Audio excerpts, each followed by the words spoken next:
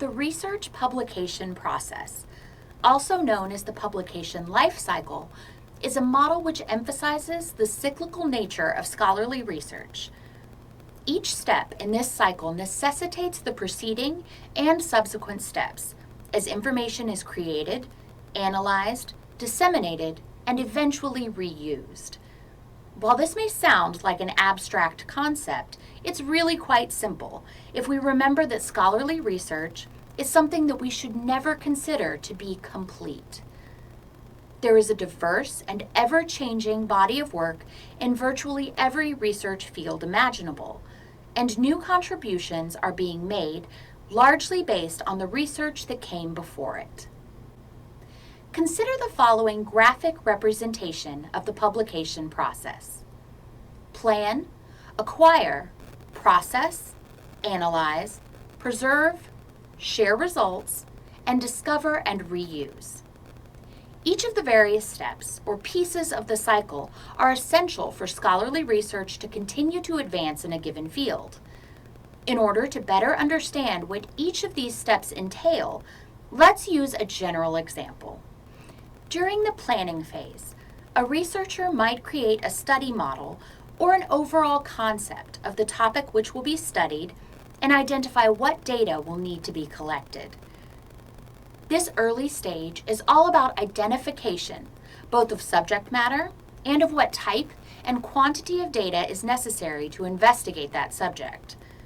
Next, during the acquire phase, our researcher needs to look into the existing scholarly literature on the subject and identify existing data points that may have relevance to them. It is important during this stage to keep in mind the importance of evaluating resources and only utilizing authoritative and reliable sources. Next, during the process phase, the researcher organizes the data in preparation for analysis. This might be as abstract as reading and categorizing long-form humanities scholarly articles, or as technical as inputting quantitative data into a system designed for statistical analysis. During the following analysis phase, the researcher implements tests and models designed to further study the data. To preserve the data, the researcher should then secure and back up their data. It is necessary for the efficacy of research to have data points supporting scholarly literature, and the preservation of data both provides authority for the current work in progress and might advise the work of future researchers. Finally, the researcher is ready to share their results. This involves the actual publication of the research via a scholarly article and/or including their preserved data in a repository for future discovery and use. Which brings us to the final point in the cycle, reuse. Other researchers will discover both the scholarly publication research and the corresponding preserved data and utilize it in order to advance their own research inquiries.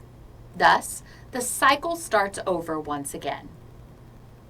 While we may think that research publication is a linear process, starting with a research question and ending with the publication of an academic paper, it is important to keep this publication life cycle in mind.